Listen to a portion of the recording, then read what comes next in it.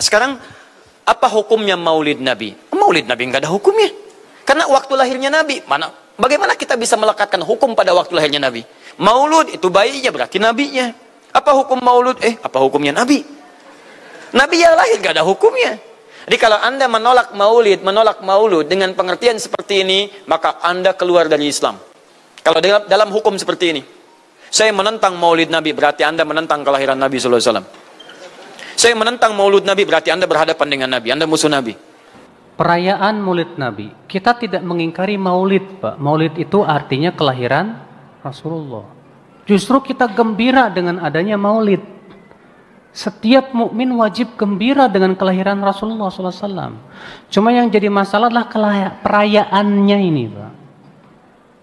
Apakah gembira dengan kelahiran Rasulullah SAW itu setiap hari dengan mengamalkan sunnah Rasul? Ataukah dengan bikin acara-acara, ritual-ritual tertentu di situ? Ya. Sekarang kita lihat pertama. Apa alasan orang yang melakukan perayaan Maulid Nabi? Jawabnya karena cinta kepada Rasulullah SAW. Baik. Para sahabat cinta enggak? Para tabiin cinta tidak? Para tabiin cinta tidak? Imam yang 4 cinta banget tidak? Tapi kenapa mereka tidak melakukannya? Karena perayaan Maulid Nabi baru muncul pada tahun 362. Dan yang melakukannya Banu Fatimiyah Syiah yang ekstrim. Sebagaimana dikatakan Imam Al-Maqrizi dalam kitab beliau yang berjudul Al-Khutut Al-Aridah. Orang yang mengatakan bahwa perayaan Maulid Nabi itu yang pertama kali melakukannya Salahuddin Al-Ayyubi salah besar. Iya, karena bukti-bukti dari para ulama telah jelas menunjukkan bahwa itu baru muncul pada zaman Banu Fatimiyah, Syiah yang ekstrim. Oke, taib.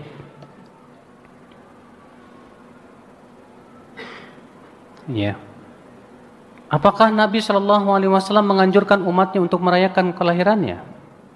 Tidak. Apakah para sahabat, para tabi'in tidak lebih tahu tentang kebaikan masalah itu? Tidak. Apakah para tabi'in, para imam yang 4, Imam Syafi'i, Imam Ahmad, Imam Malik, Imam Abu Hanifah juga tidak paham masalah itu?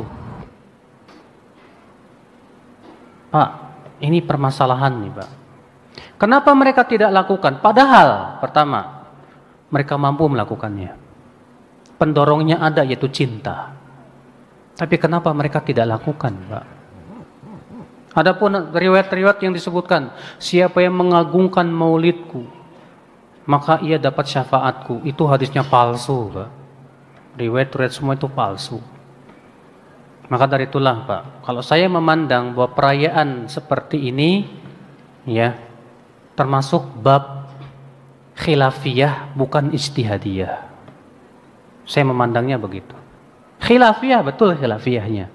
Tapi ijtihadiyahnya, saya tidak memandang itu termasuk ijtihad yang diperbolehkan. Kenapa? Karena sama sekali ternyata sahabat, tabi'in, tabi'ut tabi'in, imam yang 4 pun tidak merayakannya sama sekali. Padahal mereka lebih semangat kepada kebaikan. Mereka lebih mencintai Rasulullah SAW. Taib, gimana kalau kita rayakan setiap hari? Dengan cara mengkaji sunnah-sunnah Rasul, menghidupkan dalam kehidupan sehari-hari. Apa itu tidak bisa disebut merayakan juga? Ya. Kalau makna merayakan itu artinya bergembira dengan kelahiran Rasulullah SAW. Mana yang lebih besar, Pak? Merayakan dengan cara kita gembira mengkaji sunnah-sunnah Rasul dan menghidupkan dalam kehidupan sehari-hari. Kita gembira melaksanakan perintah Rasul, gembira meninggalkan larangan Rasul, atau cuma setahun sekali, setelah itu hilang lagi. Yang nggak sholat tetap nggak sholat, yang mabok tetap mabok. Ya, akhi, ya. Jangan Anda kira kita yang tidak mau ikut-ikutan merayakan tidak cinta Rasul. Cinta itu bukan hanya sebatas di lisan, tapi cinta itu akan terlihat dalam praktek dan amalan. Allah mengatakan dalam surat Ali Imran ayat 31, "Qul in kuntum tuhibbunallah fattabi'uni yuhibbukumullah wa yaghfir lakum dzunubakum." Katakan, Jika kalian memang mencintai Allah, ikuti aku. Tuh lihat, cinta itu dengan cara apa? Ngikuti. Ya.